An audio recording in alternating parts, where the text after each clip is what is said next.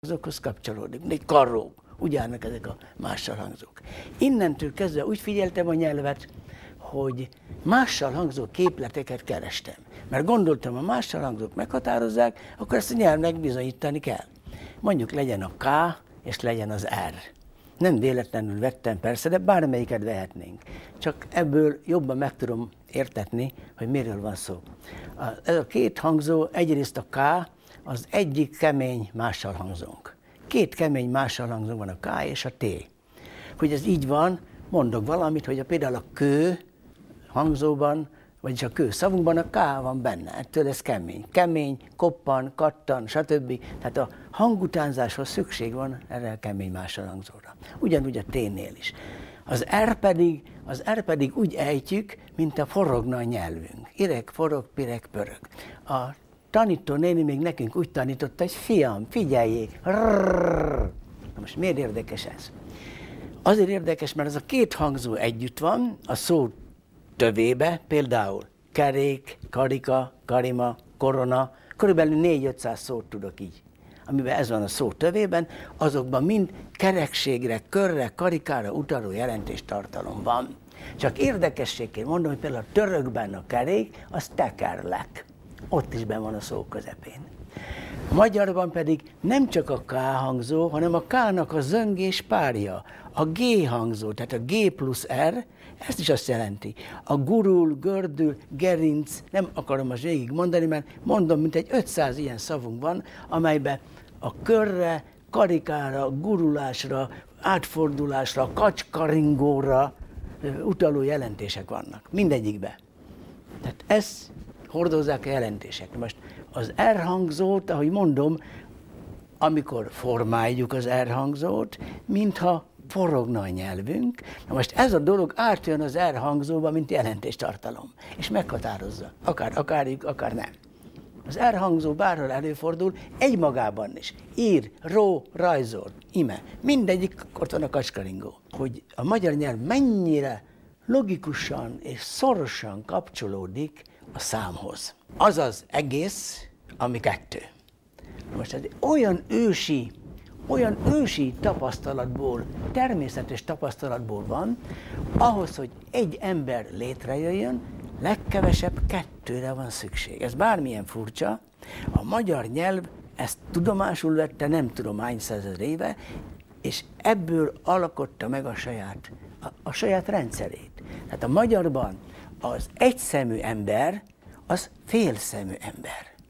Az féllábú, a félkezi, félkarú. A féleszű is együgyű. Tehát mindegyiknél ott van az egy megjelenik. Vagy ez a formátum, hogy a pohár félig tele van, a pohár félig üres. A magyarban a fél, az egy és az egy-kettőnek a jelentése, az arány jelentése, az azonos. Azonos, mert a fél, az valójában nem fél, nem halb, mert a feleim, ugye, és ügyfél, ezek egész emberek, mind. Az érdekessége ennek az, hogy a félnek két jelentése van. Tehát mindig meg kell keresni az ős szavainknak legalább a második jelentését. Valamelyiknek nagyon sok van. De a félnek két fontos jelentése van. Egyrészt, hogy nem egész, másrészt ugye, hogy valaki fél. És ki fél?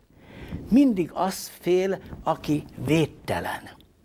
Na most, akinek félszeme, féllába, félkarja, féllába volt, az félhetett, hogy bármi történt, akkor hát ő nagyobb veszélyben volt, mint más. Bármilyen furcsa, mert minden ősszavunkat vissza tudom vezetni, az elvont fogalmakat is valódi dolgokhoz. A világon mindenütt a gyermekek egy nyelven beszélnek. Úgy nagyjából 1-1,5 éves korukig. Ugye ez több hónap ide-oda eltérő, egyedenként. Viszont a magyar gyermek már, úgy mondjam, tudatosan a mással hangzókat akkor kezdi formálni, amikor valamit ki akar fejezni. Tehát mama, papa, kétszer mondja.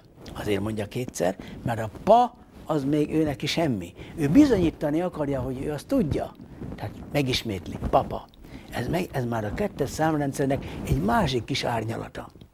Hogy kettőzi, sok ilyen van, didi, cicir, sok van, 100 szavunk van ilyen. Ez a gyermek bizonyítása arra nézve, hogy ő már beszél, és tudja, hogy mit mond. A magyarság ősei jó részt a Kárpát-medence ősnépe. Na most a Mario Alinei pedig az etruszkokról írta meg a könyvet, az etruszko una forma archaica de ungarese, az azt jelenti, hogy az etruszk a magyar nyelvnek egy ősi archaikus változata. Hogy tartozik ez ide? Úgy, hogy szerinte az etruszk magyarok az időszámítás előtt körülbelül 4000-ben már itt voltak, és nagyon jelentős műveltséget hoztak létre. Ebben kohók épp úgy benne voltak, mint a kard kalapálás, mint a vízmérnökség, mert ezeket írja, hogy ezeket vitték le aztán később Etrúriába, illetve a mai Toszkánába. Főleg a vízmérnökséget, a házépítést, mert a ház is ott van, ugye, az sem véletlen. A ház köré is egy egész sereg szó tartozik. H plusz Z, ez a ház. Nem német eredetű, még a finnulista nyelvészek szerint is ősi magyar szó. Mi az érdekes ebbe? Az az érdekes ebbe, hogy aki azt a dolgot megcsinálta, létrehozta, az nevezte meg. Tehát nem megépítették a házat, akkor nem azt mondták, hogy itt van egy hanem az lett a ház. És miért? Azért, mert a házhoz tartoztunk. Mert a házhoz, hozhezhöz mentünk haza. Tehát nekünk a hazánk és a házunk ugyanazokból a hangzókból áll. Kis árnyalat. Még egy hangzó oda kerül, és a házból haza lesz. Tehát ezért mondja a magyar, hogy nekem ott van a házam, ahol a hazám. Mondok egy mondatot. Ez így hangzik, hogy meghivattathatnátok. Ez egy nyelvi csúcs technológia. Mert bármilyen nyelven, ezt ugye jól beszélők, hát barátaim vannak, franciák, angolok, finnek, magam finnből fordítottam a legtöbbet, 200 verset. Tehát 6-7 nyelvből fordítottam magam is. Bár ez nem jelentős műfordítás, de mégis össze tudtam hasonlítani sok mindent. Tehát van nekünk ez a szavunk, hogy meghivattathatnátok.